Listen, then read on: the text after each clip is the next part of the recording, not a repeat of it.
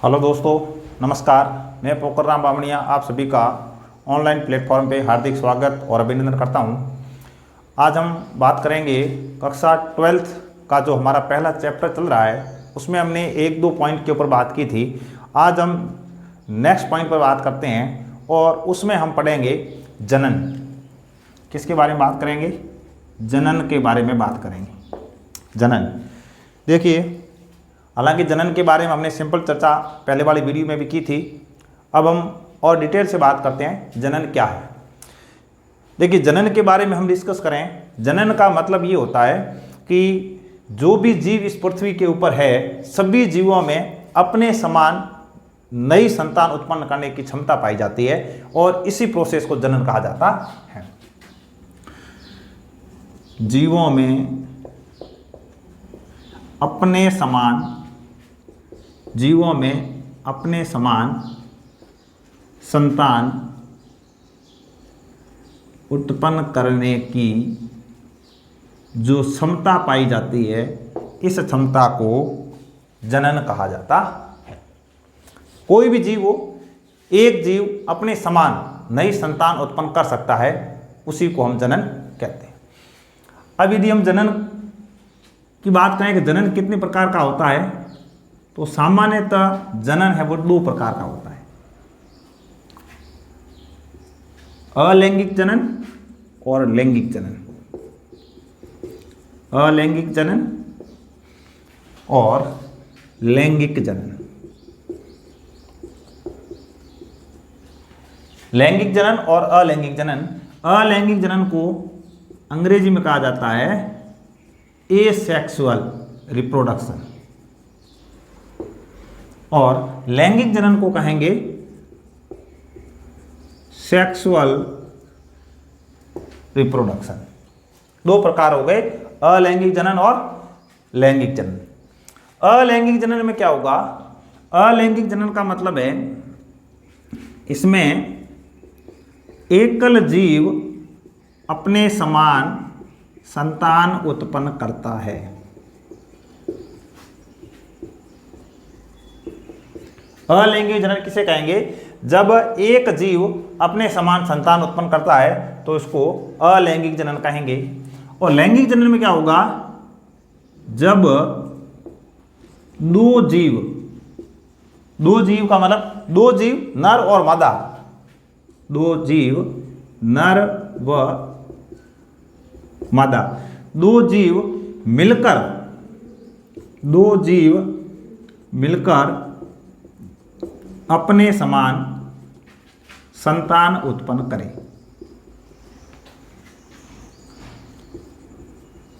अपने समान संतान उत्पन्न करें तो इसको हम कहेंगे लैंगिक जनन। ये सिंपल इनकी परिभाषा हो गई कि यदि एकल जीव अपने समान संतान उत्पन्न करता है तो इसको अलैंगिक जनन कहेंगे, और यदि दो जीव, एक नर और दूसरा मादा, ये दोनों मिलकर यदि संतान उत्पन्न कर रहे हैं तो ऐसे जनन को हम सेक्सुअल रिप्रोडक्शन या लैंगिक जनन कहेंगे। अब देखिए, जो अलैंगिक जनन है, अलैंगिक जनन में एक ही जीव की जरूरत होती है, तो इसके अंदर जो हम कहें युग्मक निर्माण नहीं होता है। युग्मक निर्माण नहीं होगा, और युग्मक निर्माण के दौरान अर्धसूत्री विभाजन होता है तो अर्धसूत्री विभाजन भी नहीं पाया जाता। अर्धसूत्री विभाजन नहीं होता, और चूंकि जीव एक ही है तो इनमें निषेचन भी नहीं पाया जाता।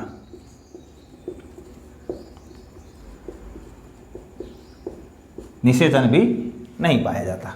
इसके विपरीत हम इसमें बात करें तो इसके अंदर युग्मक जनन होता है।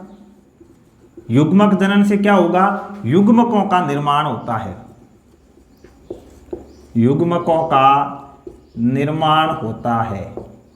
अब युग्मकों का निर्माण होगा, क्योंकि इसमें दो जीव होते हैं, नर के द्वारा नर युग्मक का निर्माण होता है, मादा के द्वारा मादा युग्मक का निर्माण होता है। अब यदि ये जो नर युग्मक है, नर युग्मक यदि मनुष्य की बात करें तो नर युग्मक के रूप में शुक्राणु बनते हैं और मादा युग्मक के रूप में अंडाणु का निर्माण होता है। यदि हम पादपों की बात करें तो नर युग्मक के रूप में परागकण का निर्माण होता है और मादा युग्मक के रूप में भ्रूण कोश का निर्माण होता है। अब इनमें अर्धसूत्री विभाजन होता है। नेक्स्ट, युग्मक निर्माण के दौरान अर्धसूत्री विभाजन पाया जाता है। अर्धसूत्री विभाजन पाया जाता है। अब अर्धसूत्री विभाजन पाया जाता है, इसका मतलब यह है कि इसमें जो युग्मक बनेंगे उसमें गुणसूत्रों की संख्या आधी हो जाती है। जनक जो कि 2n होता है, अर्धसूत्री विभाजन होगा और जो युग्मक बनेंगे, तो जो युग्मक बनेंगे वो युग्मक है वो n हो जाते हैं। मतलब जनक द्विगुणित होता है जबकि इसका जो युग्मक है वो अगुणित हो जाता है। अब इसमें दो जीव है, तो दो जीव होंगे तो इनमें निषेचन भी पाया जाता है। निषेचन पाया जाता है। तो इस तरह से अलैंगिक जनन और लैंगिक जनन दोनों के बारे में हमने डिस्कस किया। इस तरह से यदि हम अंतर की बात करें कि अलैंगिक जनन और लैंगिक जनन में क्या अंतर है, तो भी हम इस तरह से इसमें लिख सकते हैं। अब नेक्स्ट इस पार्ट के अंदर हम बात करेंगे अलैंगिक जनन के बारे में। अलैंगिक जनन, एसेक्सुअल रिप्रोडक्शन। देखिए इस पार्ट के अंदर अलैंगिक जनन और अलैंगिक जनन की विधियों के बारे में डिस्कस करेंगे। नेक्स्ट जो हमारा चैप्टर है उसके अंदर हम पुष्पीय पादपों में लैंगिक जनन की बात करेंगे और उससे नेक्स्ट जो हमारा चैप्टर होगा उसमें मानव के अंदर लैंगिक जनन के बारे में बात करेंगे। तो अलैंगिक जनन और लैंगिक जनन हम दोनों के बारे में बात करेंगे, लेकिन हमारा जो फर्स्ट चैप्टर है इसमें हम अलैंगिक जनन के बारे में बात करेंगे। अब देखिए अलैंगिक जनन के बारे में हमने अभी बात की है कि एकल जीव अपने समान संतान उत्पन्न करता है। एकल जीव अपने समान संतान उत्पन्न करता है, तो इसे हम क्या कहेंगे? अलैंगिक जनन। अब इसमें एक जीव है, एक जीव अपने समान संतान उत्पन्न कर रहा है। अब इसमें एक ही जीव संतान उत्पन्न करेगा तो जो संतान उत्पन्न होती है, जो संतान उत्पन्न होती है वह आकारिकी रूप से, आकारिकी और आनुवांशिक रूप से, आकारिकी और आनुवांशिकी रूप से जनक के समान होती है। जनक के बिल्कुल समान होती है। अब ये जनक के बिल्कुल समान होती है, इस कारण इसे क्लोन कहा जाता है। संतान है वो जनक के बिल्कुल समान होती है, इस वजह से इसे हम क्या कहते हैं? क्लोन कहते हैं। तो ऐसी संतान जो जनक के बिल्कुल समान होती है, इसलिए इसको क्लोन कहा जाता है। अब हम बात करेंगे अलैंगिक जनन की विभिन्न प्रकार की विधियां कि अलैंगिक जनन किस किस विधि के द्वारा होता है। अलैंगिक जनन की विधियां, नंबर 1, सबसे पहले अलैंगिक जनन की एक विधि है जिसका नाम है विखंडन। क्या नाम है? विखंडन। विखंडन का मतलब होता है टूटना या टुकड़े होना। टूटना या टुकड़े होना। इस विधि में क्या होगा? एक जीव टूट जाएगा या उस जीव के टुकड़े हो जाएंगे। जितने टुकड़े होंगे उतने ही नए जीवों का निर्माण होगा। जितने टुकड़े होंगे, जितने टुकड़े होंगे उतने नए जीवों का निर्माण हो जाएगा। जितने टुकड़े होंगे उतने नए जीवों का निर्माण हो जाएगा। निर्माण हो जाएगा या निर्माण हो जाता है। अब एक जीव है और इसमें सामान्यतः छोटे जीव आते हैं, एक कोशिकीय जीव होते हैं। अब एक कोशिकीय जीव है और उसके दो टुकड़े हो गए तो दो कोशिकाएं बन गई। दो कोशिकाएं बनी है तो दो जीव भी बनेंगे, लेकिन एक कोशिका से दो कोशिका बनती है तो उसको हम कोशिका विभाजन कहते हैं। तो सामान्यतः यह जो विधि है इसको हम कोशिका विभाजन भी कह सकते हैं, कोशिका विभाजन भी हम कह सकते हैं। अब ये जो विखंडन है, विखंडन को हम दो भागों में बांट सकते हैं। विखंडन को दो भागों में बांटा जा सकता है। पहला द्विखंडन। अब ये नाम से स्पष्ट है, द्वि का मतलब दो खंड। बहुविखंडन, बहु का मतलब दो से अधिक। इसमें जब एक जीव के दो टुकड़े हो जाए, दो टुकड़े हो जाते हैं, दो टुकड़े हो गए और प्रत्येक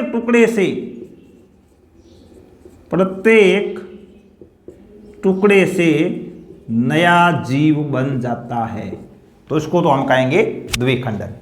इसमें क्या होगा, बहुविखंडन के अंदर दो से अधिक टुकड़े होते हैं, दो से अधिक टुकड़े होते हैं और जितने टुकड़े होंगे, जितने भी हो, जितने टुकड़े होंगे उतने नए जीवों का निर्माण हो जाता है, उतने नए जीवों का निर्माण हो जाता है, तो इसको हम बहुविखंडन कहते हैं। द्विविखंडन का उदाहरण है एक कोशिकीय जीव, एक कोशिकीय जीव जैसे अमीबा, पैरामीशियम, अमीबा, पैरामीशियम, युग्लिना आदि। बहुविखंडन का उदाहरण है प्लाज्मोडियम, प्लाज्मोडियम और यूलोथ्रिक्स, प्लाज्मोडियम और Ulothrix. Board exam, senior secondary board exam के अंदर यह सवाल पूछा जा चुका है।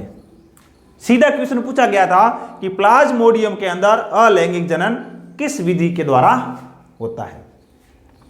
तो प्लाज्मोडियम के अंदर अलैंगिक जनन कौन सी विधि के द्वारा होता है? बहुविखंडन के द्वारा होता है।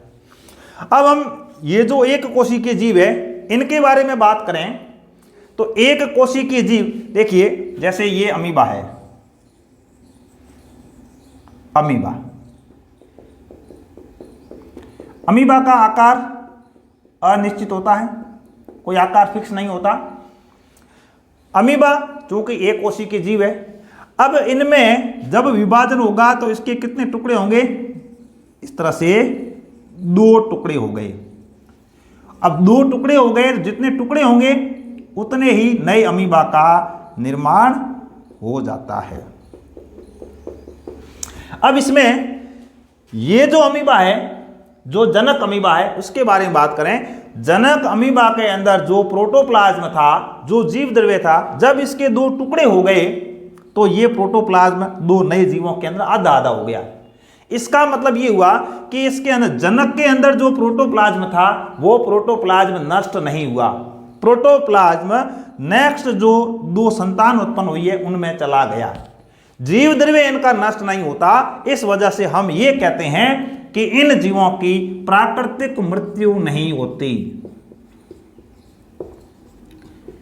प्राकृतिक मृत्यु नहीं होती, इसलिए हम इन जीवों को अमर कह सकते हैं। एक कोशिकीय जीव है वो अमर होते हैं। ये हमने किसका उदाहरण दिया? अमीबा का उदाहरण दिया। तो इस तरह से अमीबा के अंदर जो द्विखंडन विधि है उसके द्वारा अलैंगिक जनन की क्रिया संपन्न होती है। नेक्स्ट हम दूसरी विधि के बारे में बात करते हैं, नंबर 2। 2 नंबर जो विधि है उसका नाम है मुकुलन। अलैंगिक जनन की दूसरी विधि जिसका नाम है मुकुलन। मुकुलन को इंग्लिश में कहा जाता है बडिंग। क्या कहते हैं, बडिंग। मुकुलन की जो विधि है, मुकुलन विधि के द्वारा जो अलैंगिक जनन है वो होता है हाइड्रा के अंदर, हाइड्रा और यीस्ट। और ये जो यीस्ट है ये एक कोशिकीय कवक होता है, एक कोशिकीय कवक होता है, यूनिसेलुलर फंजाई। तो हाइड्रा और यीस्ट के अंदर जो अलैंगिक जनन की क्रिया है वो मुकुलन के द्वारा संपन्न होती है।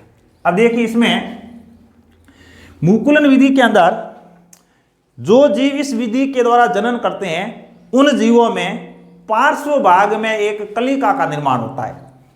पार्श्व भाग में, साइड में या पार्श्व भाग में एक कलिका का निर्माण होता है और कलिका को अंग्रेजी में कहते हैं बड। कलिका का निर्माण होता है और जो ये कलिका बनी है ये कलिका वृद्धि करती रहती है। कलिका पार्श्व भाग में वृद्धि करती रहती है और एक समय के पश्चात ये कलिका जनक से पृथक हो जाती है। वृद्धि के पश्चात यह कलिका जनक जीव से पृथक हो जाती है और क्या करती है, नए जीव का निर्माण कर देती है। तो इस प्रोसेस को हम कहते हैं मुकुलन। देखिए जैसे मान लो ये जीव है हाइड्रा, नेक्स्ट इस जीव के पार्श्व भाग में जैसे यहां पर एक छोटी सी कलिका का निर्माण हो गया, इसको क्या कहेंगे, बड या कलिका। अब ये कलिका क्या करेगी, वृद्धि करती रहती है ऐसे। अब ये इतनी लंबी हो गई, इसके बाद में ज्यादा जब ये लंबी हो जाएगी या इसकी ग्रोथ जब पूरी हो जाएगी तो उसके बाद में ये कलिका यहां से पृथक हो जाएगी।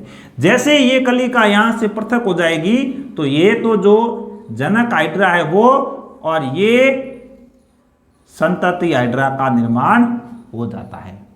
ये इस तरह से संतति हाइड्रा का निर्माण होता है। तो मुकुलन की विधि के द्वारा मुकुल नामक एक संरचना का निर्माण होता है और वह संरचना आकार में बढ़ती रहती है, कुछ समय के बाद जनक से अलग होकर नए जीव का निर्माण करती है। इस विधि को बडिंग या मुकुलन कहा जाता है। नंबर 3, नेक्स्ट जो विधि है उसको हम कहते हैं पुनरुद्भवन।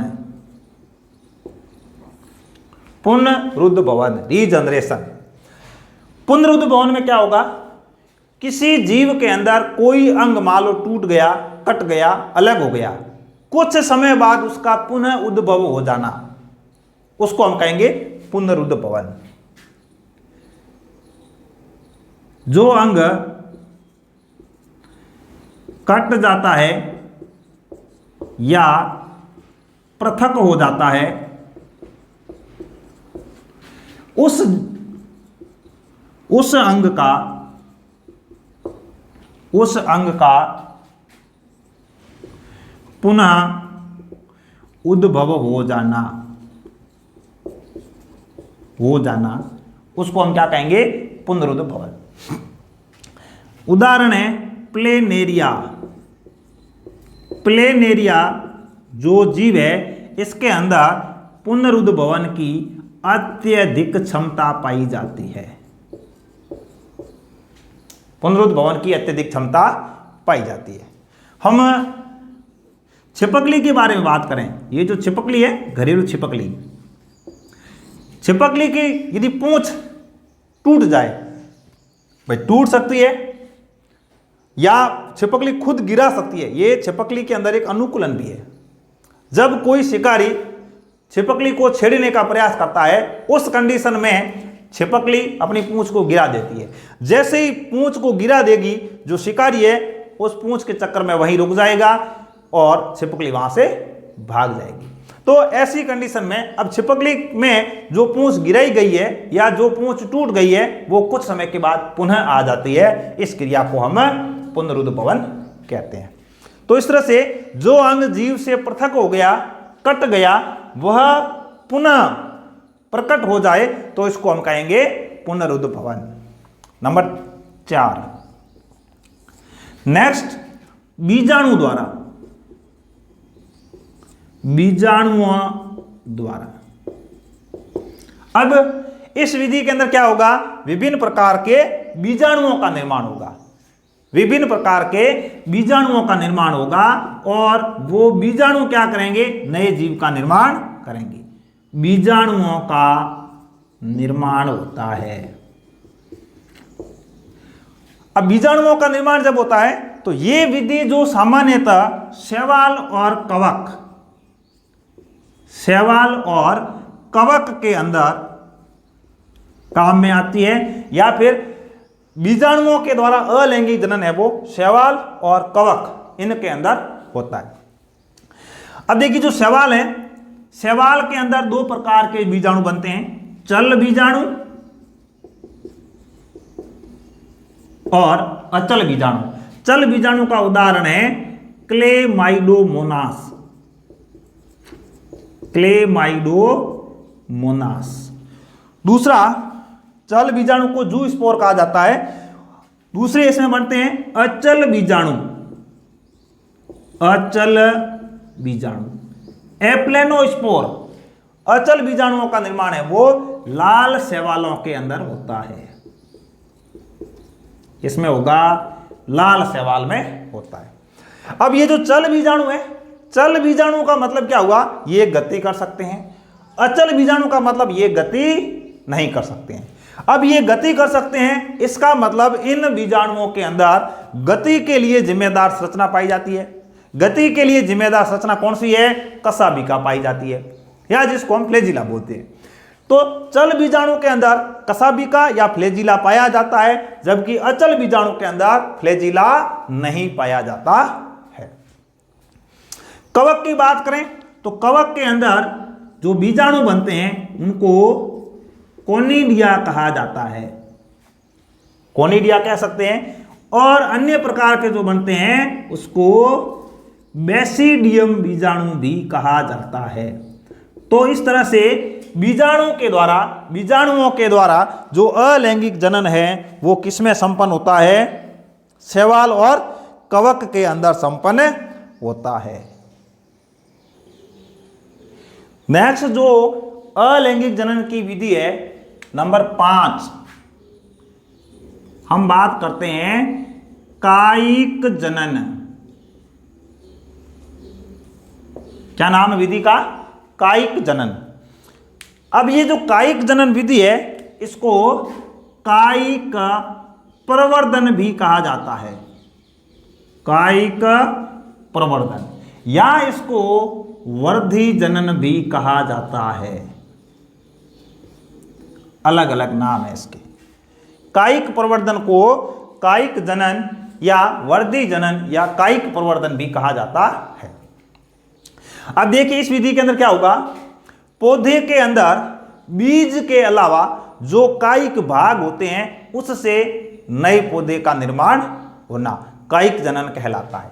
तो पहली शर्त है बीज के अलावा, बीज नहीं होना चाहिए। बीज से तो पौधा बनता है, सबको पता है, बीज से तो पौधे का निर्माण होता ही है। कायिक जनन में क्या होगा, बीज के अलावा पौधे के कायिक भागों से नए पौधे का निर्माण होना। बीज के अलावा पौधे के कायिक भाग, पौधे के कायिक भाग जैसे जड़ है, तना है, पत्ती है, इनके द्वारा। तो बीज के अलावा पौधे के कायिक भाग से नए पौधे का निर्माण होना कायिक जनन कहलाता है। परिभाषा क्लियर होगी।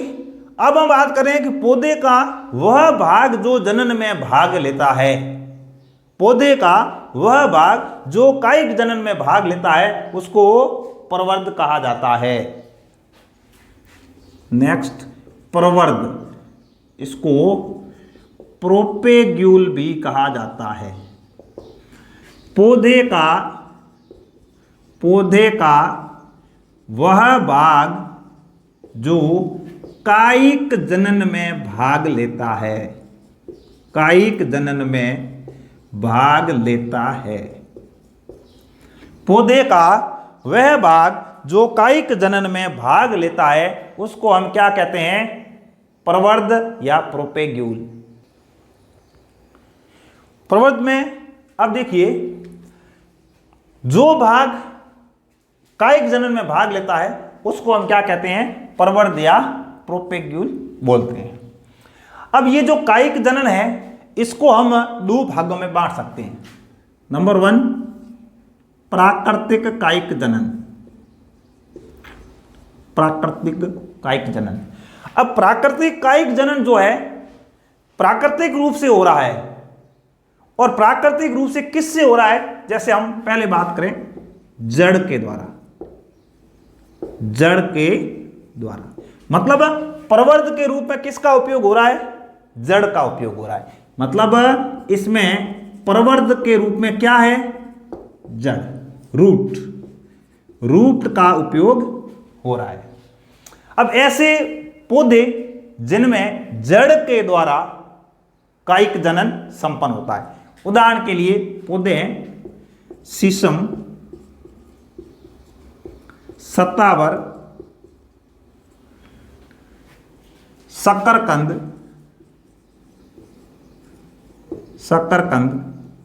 डहेलिया आदि।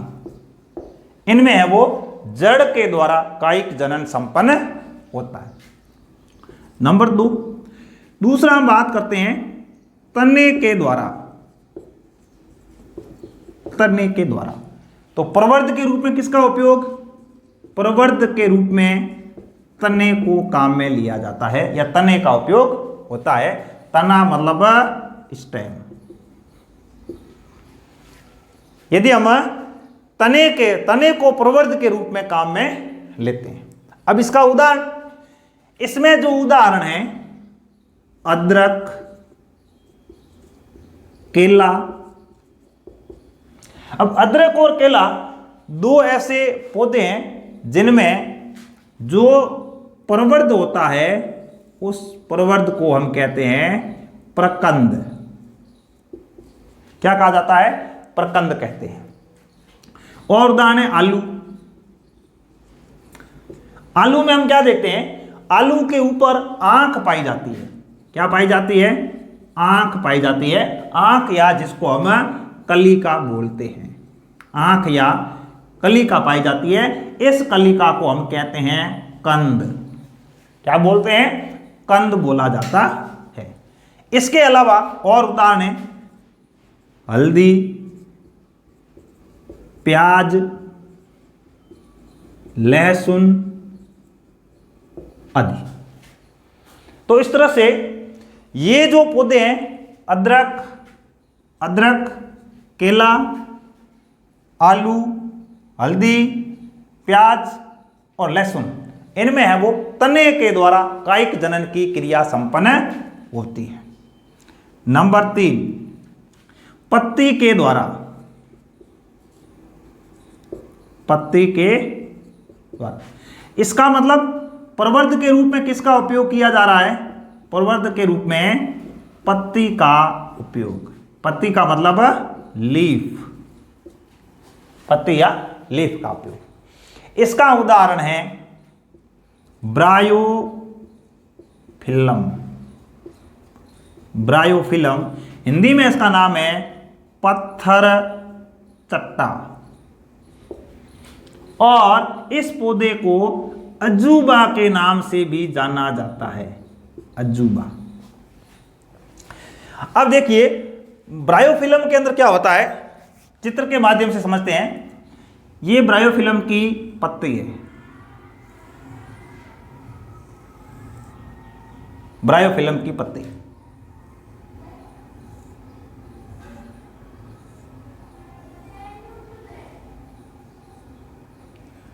ब्रायोफिल्म की जो पत्ती है, इसके जो किनारे हैं, किनारे जहां पर ये सिलिकाएं मिलती है उस स्थान पर अपस्थानिक कलिकाओं का निर्माण होता है। किसका निर्माण होता है? यहां पर अपस्थानिक कलिका का निर्माण होता है। जब यहां पर अपस्थानिक कलिका का निर्माण होता है तो नीचे की ओर जमीन में जड़ें निकलती है ऐसे, और ऊपर की ओर छोटी छोटी पत्तियों का निर्माण होता है, जिससे बाद में नया पौधा बनता है। तो ब्रायोफिल्म के अंदर इस प्रकार है वो नए पौधे का निर्माण होता है। तो पहले क्या बनेगी? अपस्थानिक कलिका, और यह वृद्धि कर नया जीव बनाती है, या इस तरह से नए जीव का निर्माण होता है। ये तो प्राकृतिक विधि हो गई। अब हम बात करते हैं कृत्रिम विधियां।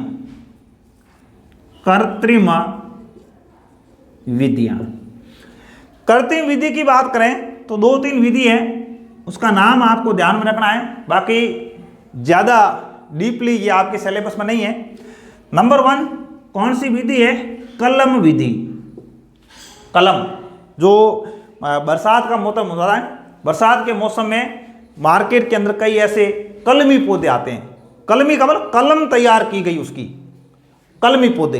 तो कलम में क्या होगा? जैसे उदाहरण के लिए मरुस्थल के अंदर जो पौधा अच्छे से सर्वाइव कर सकता है, उस पौधे के ऊपर ऐसा कोई दूसरा पौधा जो मरुस्थल के अंदर सर्वाइव नहीं कर सकता है, उस पौधे को यहां पर जो सर्वाइव कर सकता है उस पौधे से कनेक्ट कर दिया जाता है। इस तरह से जो कनेक्ट किया हुआ पौधा होता है उसको हम कलमी पौधे कहते हैं। तो पहली विधि कलम विधि। दूसरी जो विधि है उसको हम कहते हैं दाब विधि। दाब विधि, देखो दाब विधि में क्या होगा? एक पौधे की कोई शाखा है, जैसे ये पौधा है, उसकी लंबी शाखा जा रही है, शाखा को नीचे झुकाकर हम जमीन के अंदर डाल के, और शाखा का अग्र भाग है, शीर्ष भाग, उसको जमीन से बाहर रखते हैं। जो भाग जमीन के अंदर दबाया है, कुछ समय बाद जब उसको उचित वातावरण मिलेगा तो कुछ समय बाद जो भाग जमीन के अंदर दबाया गया है उसमें नीचे की ओर जड़ें निकलना शुरू हो जाती है। जब नीचे की ओर जड़ें निकलना शुरू हो जाती है तो उस शाखा को जो मुख्य पौधा है उससे अलग कर देते हैं। इस तरह से एक पौधे से दूसरे पौधे का निर्माण कर दिया जाता है। नंबर 3, तीसरी जो विधि है वो है सूक्ष्म प्रवर्धन। सूक्ष्म प्रवर्धन विधि।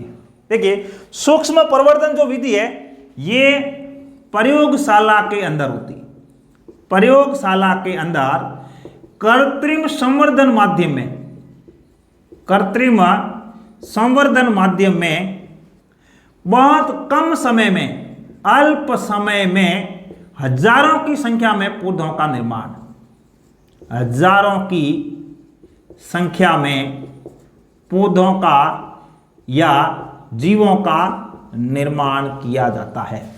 इसको हम कहते हैं सूक्ष्म प्रवर्धन। लैब के अंदर या प्रयोगशाला के अंदर कृत्रिम रूप से, कृत्रिम संवर्धन माध्यम में बहुत ही कम समय में हजारों की संख्या में नए पौधों का निर्माण या नए जीवों का निर्माण है वो सूक्ष्म प्रवर्धन कहलाता है।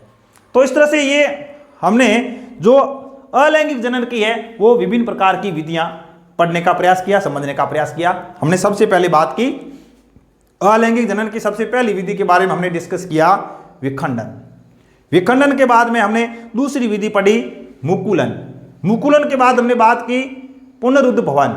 उसके बाद हमने बात की बीजाणु के द्वारा, और नेक्स्ट जो 5 नंबर हमने बात की कायिक जनन। इस तरह से अलैंगिक जनन की जो 5 विधि है इसके बारे में हमने पढ़ने का प्रयास किया। नेक्स्ट हम एक पौधे के अंदर कायिक जनन का उदाहरण लेकर समझते हैं। एक पौधे का नाम है जलकुंभी। पौधे का नाम क्या है? जलकुंभी। इसको वाटर हायसिंथ भी बोला जाता है। वाटर हायसिंथ या जलकुंभी। देखिए जो जलकुंभी पौधा है, यह पौधा नाम से स्पष्ट है, वाटर जल, जल के अंदर पाया जाने वाला जलीय पौधा है। कैसा पौधा है? जलीय पादप है। और ये कैसे पानी में पाया जाता है? ठहरे हुए पानी में, ठहरे हुए जल में पाया जाता है। और मुक्त प्लावी है, मुक्त प्लावी पौधा, और ये खरपतवार भी है, जलीय खरपतवार। जलकुंभी है वो जलीय खरपतवार होती है।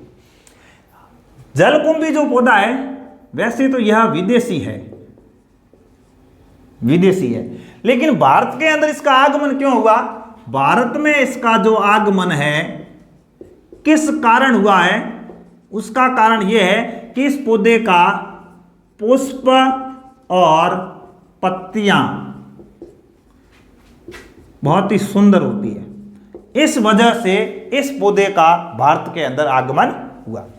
अब इस वजह से पौधा भारत के अंदर आ गया या भारत में इसका आगमन हो गया। उसके बाद जब इस पौधे को बंगाल के अंदर, सर्वप्रथम है वो बंगाल के अंदर इस पौधे को लगाया गया, तो लगाने के बाद इस पौधे के अंदर जो कायिक जनन की जो क्रिया है वो द्रुत गति से होती है। इतनी द्रुत गति से होती है कि यह बहुत ही कम समय में जलाशय को घेर लेता है, जलाशय को घेर लेता है। अब इसने बहुत ही कम समय पूरे जलाशय को घेर लिया। अब पूरे जलाशय को घेरने के बाद अब इस पौधे से छुटकारा पाना मुश्किल हो जाता है। अब इस पौधे से छुटकारा पाना मुश्किल हो जाता है। अब छुटकारा हम नहीं पा सकते, पूरे जलाशय को इसने घेर लिया, तो अब क्या होगा कि पानी के अंदर जल में जितनी भी ऑक्सीजन है ये ऑक्सीजन को सोख लेता है, ऑक्सीजन को सोख लेता है। अब ऑक्सीजन इस खरपतवार ने या जलकुंभी ने सोख ली, तो जल के अंदर जो जलीय जीव पाए जाते हैं, जलीय जीव और जो मछलियां होती है, मछलियां ये ऑक्सीजन के अभाव में मर जाती है, ऑक्सीजन के अभाव में मर जाती है। अब बहुत बड़े लेवल पे, जैसे मान लो एक सागर के ऊपर, पूरे समुद्र के ऊपर इस पौधे ने क्या कर दिया? कब्जा कर दिया। कब्जे का मतलब पूरे जलाशय को घेर लिया। अब पूरी तरीके से इसको घेर लिया तो ऑक्सीजन पानी में जो थी वो तो इस पौधे ने सोख ली।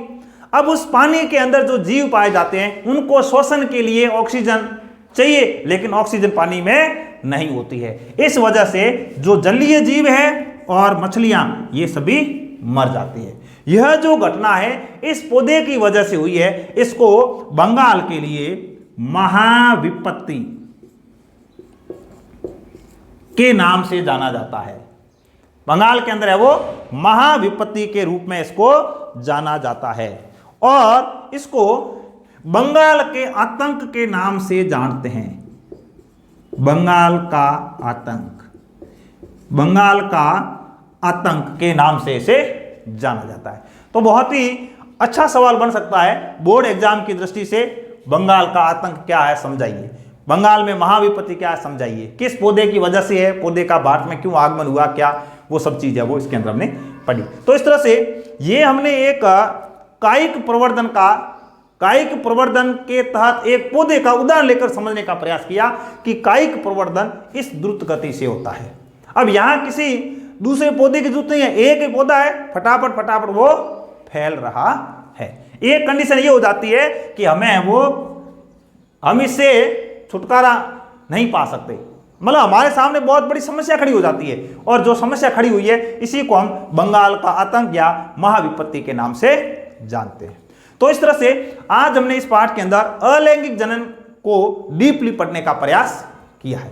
अभी तक आपने यदि मेरे इस चैनल को सब्सक्राइब नहीं किया है तो आप सब्सक्राइब करें, नोटिफिकेशन जो बटन है उसको दबाकर आप इसको नोटिफाई करें, ताकि नेक्स्ट जो भी वीडियो अपलोड होगा उसका आपको तुरंत है वो नोटिफिकेशन मिल जाएगा। अधिक से अधिक अपने दोस्तों तक शेयर करें, वीडियो को लाइक करें, और जितना अधिक आप अपने दोस्तों तक शेयर करोगे तो ऐसी जो विद्यालय है जहां पर जीव विज्ञान के लेक्चर नहीं है, तो उस स्कूल के बच्चे भी इस वीडियो के माध्यम से अच्छे से अपना अध्ययन सुचारू रख सकते हैं। इस YouTube चैनल के माध्यम से आपको कक्षा 11th और 12th NCERT बेस्ड जो भी कंटेंट है चैप्टर वाइज बिंदुवार अवेलेबल करवाया जाएगा। तो आपके लिए या आप घर पर बैठकर इस YouTube चैनल के माध्यम से जीव विज्ञान का संपूर्ण अध्ययन कर सकते हैं। आज की क्लास में बस इतना ही। धन्यवाद।